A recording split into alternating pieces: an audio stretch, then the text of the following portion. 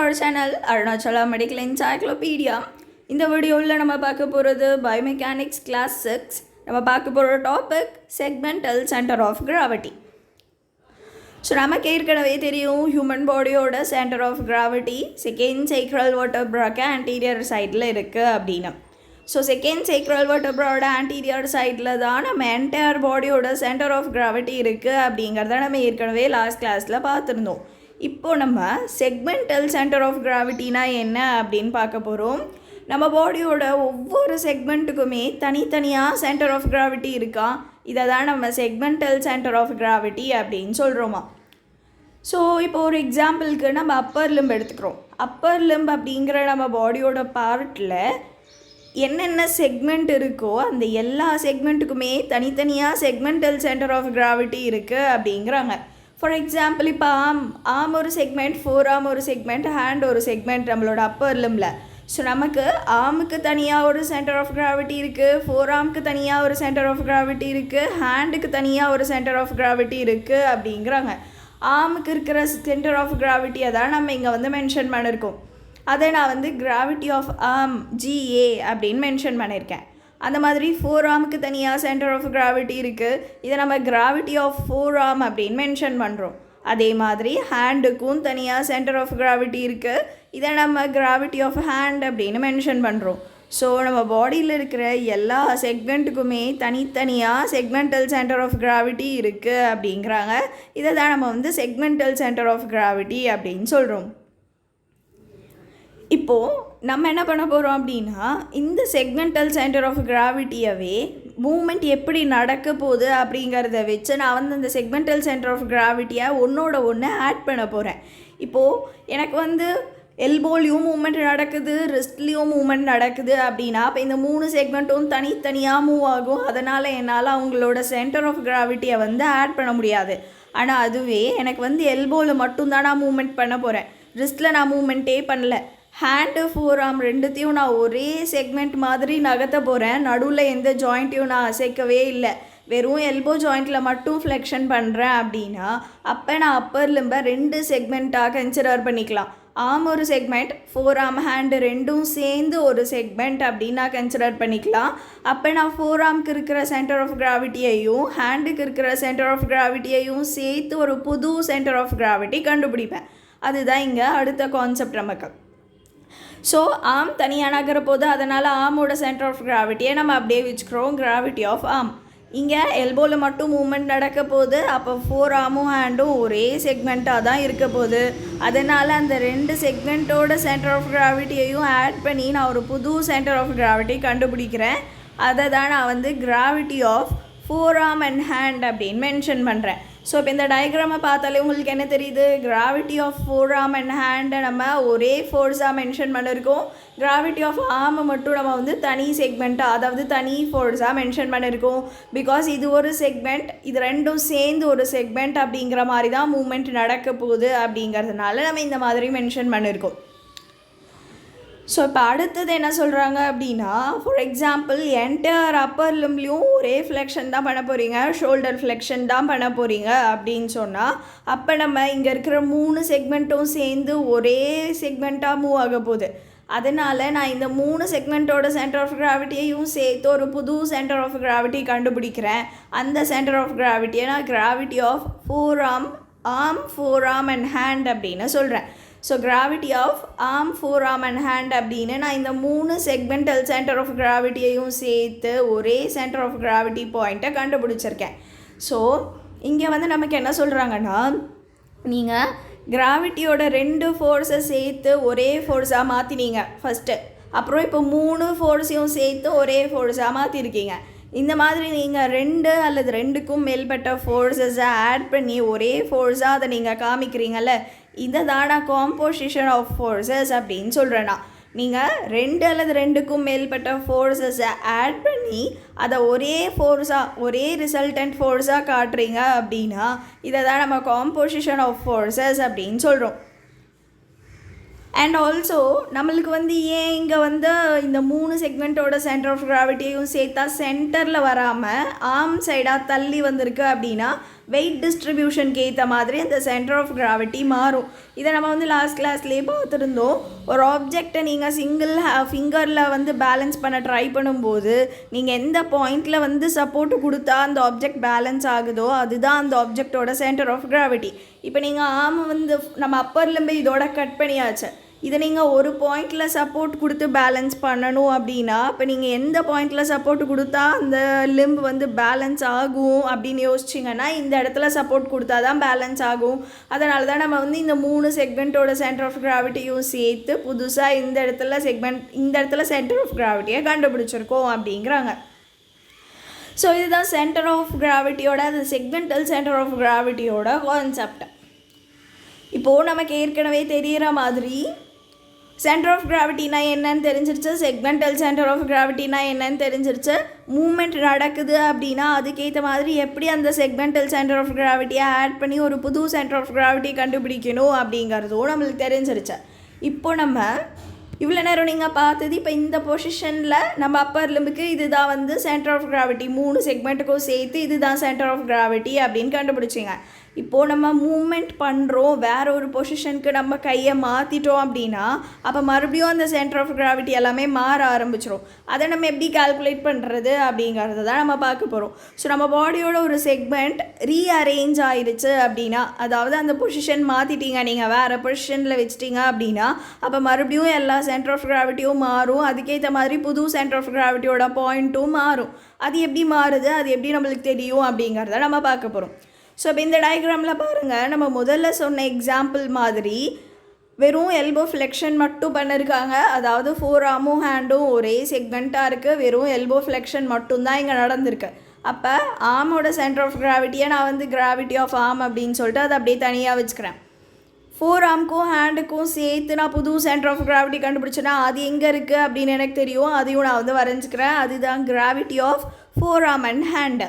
இப்போது எனக்கு இந்த ரெண்டுத்தையும் சேர்த்து எனக்கு புதுசாக ஒரு சென்டர் ஆஃப் கிராவிட்டி கிடைக்கணும்ல, அந்த சென்டர் ஆஃப் கிராவிட்டியை நீங்கள் எப்படி கண்டுபிடிக்கிறது அப்படின்னா இந்த 2 பாயிண்ட்டையும் நீங்கள் கனெக்ட் பண்ணிட்டு அதுக்கு நடுவில் கிடைக்கிற ஒரு பாயிண்ட், அதோட மிட் பாயிண்ட் தான் நம்மளுக்கு புது சென்டர் ஆஃப் கிராவிட்டி அப்படிங்கிறாங்க. ஸோ ஹியர் நான் இந்த 2 பாயிண்ட்டையும் கனெக்ட் பண்ணுறேன்.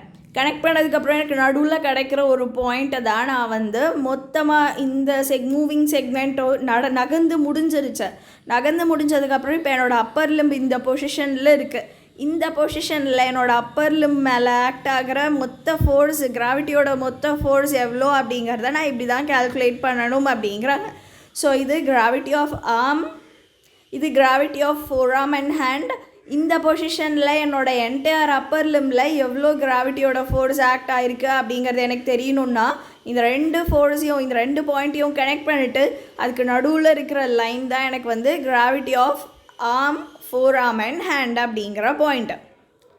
ஸோ அதை தான் சொல்கிறாங்க, இந்த மாதிரி ஒரு செக்மெண்ட் மூவ் ஆகிடுச்சு அப்படின்னா நீங்கள் இப்படி தான் வந்து அந்த சென்டர் ஆஃப் கிராவிட்டியை கண்டுபிடிப்பீங்க. புது சென்டர் ஆஃப் கிராவிட்டி அப்பர் லிம்புக்கு எங்கே இருக்குது அப்படிங்கிறத நம்ம இப்படி தான் கண்டுபிடிப்போம் அப்படிங்கிறாங்க. So centre of mass of human body anatomical பொசிஷன்லையா இருந்தால் செகண்ட் சேக்ரல் வெர்டெப்ராக்கு ஆன்டீரியர் சைடில் லை ஆகிருக்கு அப்படிங்கிறது நம்மளுக்கு ஏற்கனவே தெரியும். ஆனால் இந்த சென்டர் ஆஃப் கிராவிட்டி அந்த பர்சனோட வெயிட்டை பொறுத்து கொஞ்சம் முன்ன பின்னா மாறலாம் அப்படிங்கிறாங்க.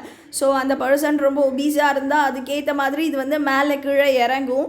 கிட்டத்தட்ட ஆவரேஜாக எல்லாருக்குமே செகண்ட் சேக்ரல் வெர்டெப்ராட் ஆன்டீரியர் சைடில் தான் உங்களோட சென்டர் ஆஃப் கிராவிட்டி இருக்குது அப்படிங்கிறது ஒரு கான்செப்ட். ஸோ இப்போ அடுத்தது பார்த்திங்கன்னா பேஸ் ஆஃப் சப்போர்ட் அப்படிங்கிற ஒரு டாபிக் வந்து உங்களுக்கு தெரிஞ்சிருக்கணும். இப்போ நம்ம தரையில் காலை வச்சு நிற்கிறோம்ல, நம்ம எந்த ரீஜியனெல்லாம் ஆக்குப்பை பண்ணி நீங்கள் நிற்கிறீங்களோ அந்த எல்லா ரீஜியனையும் சேர்த்து தான் நான் வந்து பேஸ் ஆஃப் சப்போர்ட் அப்படின்னு சொல்கிறேன். ஸோ இப்போ நம்ம கால் தரையில் இருக்குது, நம்ம கால் எந்த இடத்துல நீங்கள் வச்சுருக்கீங்க அதுக்கு நடுவில் எவ்வளோ இடம் இருக்குது, கேப் இருக்குது, இது எல்லாத்தையும் சேர்த்து தான் நீங்கள் பேஸ் ஆஃப் சப்போர்ட் அப்படின்னு சொல்கிறோம். ஸோ நம்ம நிற்கிறோம் அப்படின்னா இதுதான் நம்மளோட base of support. Base of சப்போர்ட்டை நம்ம ஏன் படிக்கிறோம் அப்படின்னு கேட்டிங்கன்னா நம்ம பாடியோட சென்டர் ஆஃப் கிராவிட்டி நம்ம பாடியோட பேஸ் ஆஃப் சப்போர்ட்டுக்குள்ளே விழணும். ஸோ உங்களுக்கு ஏற்கனவே தெரியும் சென்டர் ஆஃப் கிராவிட்டியிலேருந்து கீழே நம்ம வரைகிற லைன் தான் லைன் ஆஃப் கிராவிட்டி அப்படின்னு நம்ம லாஸ்ட் கிளாஸில் பார்த்துருந்தோம். இந்த லைன் ஆஃப் கிராவிட்டி அந்த பர்சனோட பேஸ் ஆஃப் சப்போர்ட்டுக்குள்ளே விழுந்தாதான் அந்த பர்சனால் ஸ்டேபிளாக இருக்க முடியும். இல்லைனா அந்த பர்சனால் ஸ்டேபிளாக இருக்க முடியாது. அதாவது அவங்களோட பேலன்ஸ் அவங்களால மெயின்டைன் பண்ண முடியாமல் கீழே விழுந்துருவாங்க. ஸோ இப்போ இந்த பர்சனோட சென்டர் ஆஃப் கிராவிட்டி கரெக்டாக பேஸ் ஆஃப் சப்போர்ட்டுக்குள்ளே விழுறதுனால இந்த பொசிஷன் நல்ல ஸ்டேபிளான பொசிஷன் அப்படின்னு சொல்கிறாங்க. ஸோ அதே மாதிரி அனட்டமிக்கல் பொசிஷனில் படுத்திருக்காங்க அப்படின்னு சொன்னால் அதே மாதிரி செகண்ட் சேக்ரல் வர்டெப்ராவோட ஆன்டீரியர் சைடில் தான் கிராவிட்டி ஆக்ட் ஆகும். ஆனால் இந்த மாதிரி டவுன்வேர்டாக ஆக்ட் ஆகும் அப்படிங்கிறாங்க. ஸோ இப்போ ஃபர்ஸ்ட் டயக்ராமில் நீங்கள் பார்த்தீங்கன்னா லிம்புக்கு பேரலாக இருக்குது லைன் ஆஃப் கிராவிட்டி. ஆனால் செகண்ட் டயக்ராமில் பார்த்தீங்கன்னா லிம்புக்கு பர்பண்டிகுலராக இருக்குது நம்மளோட லைன் ஆஃப் கிராவிட்டி அப்படிங்கிறாங்க. ஸோ நம்ம பாடியோட பொசிஷன் மாறுறதுக்கு ஏற்ற மாதிரி நம்ம பாடிக்கு அந்த லைன் ஆஃப் கிராவிட்டி பேரலாக இருக்கா பர்பண்டிகுலராக இருக்கா அப்படிங்கிறதும் மாறுது. ஸோ இப்போ ஒரு பர்சன் பார்த்திங்கன்னா ஒரு ரிஜிடான ஆப்ஜெக்ட் கிடையாது. அது அவங்க நிற்கிறாங்க படுக்கிறாங்க இது 2 மூமெண்ட் தான் நடக்கும் அப்படின்னு கிடையாதுல்ல. அந்த பர்சன் பாடியில் விதவிதமான மூமெண்ட்லாம் பண்ணுவாங்க. அவங்க எப்படிலாம் மூவ் ஆகுறாங்களோ அதுக்கேற்ற மாதிரி அவங்க பாடியோட செக்மெண்ட் எல்லாம் மாறி மாறி அரேஞ்ச் ஆகும். அதுக்கேற்ற மாதிரி செக்மெண்டல் சென்டர் ஆஃப் கிராவிட்டி மாறும். அதுக்கேற்ற மாதிரி புது சென்டர் ஆஃப் கிராவிட்டி கிடைக்கும். எந்த பொசிஷனில் அந்த பாடி போனாலும் அப்போ உருவாகிற சென்டர் ஆஃப் கிராவிட்டி அவங்களோட பேஸ் ஆஃப் சப்போர்ட்டுக்குள்ளே விழற வரைக்கும் தான் அந்த பர்சன் ஸ்டேபிளாக இருப்பாங்க அப்படிங்கிறத புரிஞ்சுக்கிறதுக்கு தான் இந்த மொத்த கான்செப்ட்டுமே. ஸோ இப்போ இந்த டயக்ராமில் பார்த்தீங்க அப்படின்னா இந்த பர்சன் ஃபார்வர்டாக பெண்ட் ஆயிருக்காங்க அப்படின்னு உடனே நான் இந்த பர்சனை 2 செக்மெண்ட்டாக டிவைட் பண்ணிட்டேன். லோவர் லிம்ப் ஒரு செக்மெண்ட்டு, அப்பர் பாடி ஒரு செக்மெண்ட்டுன்னு 2ஆக டிவைட் பண்ணிட்டேன். அப்போ எனக்கு லோவர் லிம்புக்கு ஒரு சென்டர் ஆஃப் கிராவிட்டி இருக்குது, அப்பர் பார்ட்டுக்கு ஒரு சென்டர் ஆஃப் கிராவிட்டி இருக்குது. கீழே லோவர் லிம்புக்கு இருக்கிற சென்டர் ஆஃப் கிராவிட்டியை நான் ஏ அப்படின்னு மென்ஷன் பண்ணுறேன். மேலே அப்பர் பாடிக்கு இருக்கிற சென்டர் ஆஃப் கிராவிட்டியை நான் பி அப்படின்னு மென்ஷன் பண்ணுறேன். இப்போது எனக்கு இந்த பொசிஷனில் இவங்களோட சென்டர் ஆஃப் கிராவிட்டி மொத்தமாக என்ன அப்படின்னு எனக்கு தெரியணுன்னா நான் என்ன பண்ணுவேன், இந்த 2 சென்டர் ஆஃப் கிராவிட்டியையும் கனெக்ட் பண்ணி புதுசாக ஒரு பாயிண்ட் அதுக்கு நடுவில் கண்டுபிடிப்பேன்ல. ஸோ அதை தான் பண்ணுறேன். ஏவியும் பியும் கனெக்ட் பண்ணிட்ட உடனே அதோட மிட் பாயிண்ட்டை கண்டுபிடிக்கிறேன். அந்த மிட் பாயிண்ட் தான் இப்போ இந்த பர்சனோட சென்டர் ஆஃப் கிராவிட்டி. ஸோ நான் மூமெண்ட் நடந்ததுக்கு ஏற்ற மாதிரி எந்தெந்த செக்மெண்ட் நகர்ந்துச்சோ அந்தந்த செக்மெண்ட்டோட சென்டர் ஆஃப் கிராவிட்டியை கண்டுபிடிச்சி அது 2ஐயும் கனெக்ட் பண்ணி அந்த லைனில் ஒரு மிட் பாயிண்ட்டை கண்டுபிடிச்சிட்டேன். அதுதான் இப்போ இந்த பர்சனோட சென்டர் ஆஃப் கிராவிட்டி இந்த பொசிஷனில். அந்த சென்டர் ஆஃப் கிராவிட்டியிலேருந்து கீழே இறங்குற லைன் ஆஃப் கிராவிட்டி அவங்களோட பேஸ் ஆஃப் சப்போர்ட்டுக்குள்ளே விழுதா இல்லையா அப்படின்னு நம்ம பார்க்க போகிறோம். நான் ஏபி இது 2ஐயும் கனெக்ட் பண்ணி கண்டுபிடிச்சிருக்கிற புது சென்டர் ஆஃப் கிராவிட்டியை ஏபி அப்படின்னு மென்ஷன் பண்ணுறேன். அங்கேருந்து கீழே இறங்குற லைன் ஆஃப் கிராவிட்டி பார்த்தீங்க அப்படின்னா அந்த பர்சனோட பேஸ் ஆஃப் சப்போர்ட்டுக்குள்ளே தான் விழுந்திருக்கு, காலுக்குள்ளே தான் விழுந்திருக்கு. அதனால் இந்த பொசிஷன் அந்த பர்சனுக்கு ஸ்டேபிளாக இருக்கும் அப்படிங்கிறது கான்செப்ட். இப்போது அதுவே இந்த பொசிஷனை பாருங்கள். இந்த பொசிஷனில் போயிட்டாங்க பேஷண்ட் அப்படின்னா அவங்களுக்கு அவங்களோட புது சென்டர் ஆஃப் கிராவிட்டி அதிலிருந்து வர line of gravity base of சப்போர்ட்டுக்குள்ளே விழுதா விழலையா அப்படின்னு நான் அனலைஸ் பண்ண போகிறேன். இப்போ பாருங்கள், நான் இந்த உங்கள் பாடி மூவ் ஆனதை நான் 3 செக்மெண்ட்டாக டிவைட் பண்ண முடியும். அப்பர் பாடி ஒன்று, ரைட் லெக் ஒன்று, லெஃப்ட் லெக் ஒன்று. ஸோ நான் 3 செக்மெண்ட்டாக டிவைட் பண்ணுறேன். லெஃப்ட் லெக்கோட சென்டர் ஆஃப் கிராவிட்டியை நான் இங்கே மென்ஷன் பண்ணியிருக்கேன். இது ரைட் லெக்கோட சென்டர் ஆஃப் கிராவிட்டி, அந்த மாதிரி இது அப்பர் பாடியோட சென்டர் ஆஃப் கிராவிட்டி. இதில் நான் லெஃப்ட் லெக்கோடதை ஏ அப்படின்னு மென்ஷன் பண்ணுறேன். ரைட் லெக்கோட சென்டர் ஆஃப் கிராவிட்டியை நான் பி அப்படின்னு மென்ஷன் பண்ணுறேன். லாஸ்ட்டில் இருக்கிற சென்டர் ஆஃப் கிராவிட்டியை நான் சி அப்படின்னு மென்ஷன் பண்ணுறேன். இப்போ எனக்கு 3 சென்டர் ஆஃப் கிராவிட்டி இருக்குது. இது 3த்தையும் ஆட் பண்ணி நான் ஒரே ஒரு சென்டர் ஆஃப் கிராவிட்டியை கண்டுபிடிக்கணும். இந்த பர்சனுக்கு இந்த பொசிஷனில் எது சென்டர் ஆஃப் கிராவிட்டி அப்படின்னு கண்டுபிடிக்கணும். இப்போ நான் என்ன பண்ண போகிறேன்னா பாயிண்ட் ஏ பாயிண்ட் பி இது 2த்தையும் ஜாயின் பண்ணிவிட்டு அதில் ஒரு மிட் பாயிண்ட்டை கண்டுபிடிக்கிறேன். அதுதான் நான் ஏபி அப்படின்னு சொல்கிறேன். இப்போ இந்த ஏபி பாயிண்ட்டையும் சி பாயிண்ட்டையும் கனெக்ட் பண்ண போகிறேன். மறுபடியும் அதில் ஒரு மிட் லைனை கண்டுபிடிக்கிறேன். அதை தான் நான் ஏபிசி அப்படின்னு சொல்கிறேன். அந்த ஏபிசி தான் இப்போ இந்த பர்சனோட சென்டர் ஆஃப் கிராவிட்டி இந்த பொசிஷனில். ஸோ நான் ஏபி இந்த 2 செக்மெண்ட்டோட சென்டர் ஆஃப் கிராவிட்டியையும் வச்சு ஏபி அப்படின்னு புது சென்டர் ஆஃப் கிராவிட்டி கண்டுபிடிச்சேன். இங்கேருந்து பாயிண்ட் சியை கனெக்ட் பண்ணி மறுபடியும் அங்கே ஒரு நான் மிட் பாயிண்ட்டை கண்டுபிடிச்சிட்டேன். இதுதான் வந்து எனக்கு இந்த 3 செக்மெண்ட்டோட சென்டர் ஆஃப் கிராவிட்டி ஏபிசி அப்படிங்கிற பாயிண்ட்டு. இப்போ அந்த ஏபிசி பாயிண்ட்லேருந்து எனக்கு கீழே போகிற லைன் ஆஃப் கிராவிட்டி அந்த பர்சனோட பேஸ் ஆஃப் சப்போர்ட்டில் விழலை. அந்த பர்சன் ஒரு காலில் தான் நிற்கிறாங்க. அவங்க எங்கே நிற்கிறாங்களோ அது மட்டும்தான் அவங்களோட பேஸ் ஆஃப் சப்போர்ட்டு. இப்போது இந்த ஏபிசி பாயிண்ட்லேருந்து கீழே இறங்குற லைன் ஆஃப் கிராவிட்டி எனக்கு அந்த பர்சனோட பேஸ் ஆஃப் சப்போர்ட்குள்ளே விழலை. அதனால் அந்த பர்சனால் இந்த பொசிஷனை மெயின்டைன் பண்ண முடியாது. இமேஜின் பண்ணி பாருங்கள், நம்மளால் இந்த பொசிஷனில் நிற்க முடியாது, நம்ம கீழே விழுந்துருவோம். பிகாஸ் நம்மளோட சென்டர் ஆஃப் கிராவிட்டி நம்ம பேஸ் ஆஃப் சப்போர்ட்டுக்குள்ளே விழாமல் தள்ளி போய் விழுது. அதனால் நம்மளுக்கு இந்த பொசிஷன் ஒரு அன்ஸ்டேபிளான பொசிஷன். ஸோ இந்த வீடியோவில் நம்ம என்ன பார்த்துருக்கோம் அப்படின்னா, செக்மெண்டல் சென்டர் ஆஃப் கிராவிட்டினா என்ன, பாடியோட எல்லா செக்மெண்ட்டுக்குமே தனித்தனியாக சென்டர் ஆஃப் கிராவிட்டி இருக்குது. ஆனால் எந்த செக்மெண்ட்லாம் ஒன்றோட ஒன்று சேர்ந்து நகருதோ அதுக்கேற்ற மாதிரி நான் அந்த செக்மெண்ட்டோட சென்டர் ஆஃப் கிராவிட்டி எல்லாத்தையும் சேர்த்து ஒரே கிராவிட்டியாக மாற்றிடுவேன். இப்போ எனக்கு இந்த பர்சன் ஹிப்பில் மட்டும்தான் ஃப்ளெக்ஷன் பண்ணியிருக்காங்க. அதனால் நான் தையோட சென்டர் ஆஃப் கிராவிட்டி, லெக்கோட சென்டர் ஆஃப் கிராவிட்டி, ஃபூட்டோட சென்டர் ஆஃப் கிராவிட்டி எல்லாத்தையும் சேர்த்து தானே பி அப்படின்னு இங்கே மென்ஷன் பண்ணியிருக்கேன். அந்த மாதிரி இங்கேயும் வந்து இந்த தையோடது இந்த ஃபூட்டோடது இந்த லெக்கோடது இந்த ஃபூட்டோடது எல்லாத்தையும் சேர்த்து தான் நான் வந்து ஏ அப்படின்னு ஒரே பாயிண்ட்டாக மென்ஷன் பண்ணியிருக்கேன். ஸோ எல்லா செக்மெண்ட்டுக்குமே தனித்தனியாக சென்டர் ஆஃப் கிராவிட்டி இருக்குது. ஆனால் எல்லா செக்மெண்ட்டும் சேர்ந்து நகருது அப்படின்னா அப்போ அந்த எல்லா செக்மெண்ட்டுக்கும் சேர்த்து நான் ஒரு புது சென்டர் ஆஃப் கிராவிட்டி கண்டுபிடிச்சிருவேன் அப்படிங்கிறாங்க. இதுதான் வந்து செக்மெண்டல் சென்டர் ஆஃப் கிராவிட்டியோட கான்செப்ட்.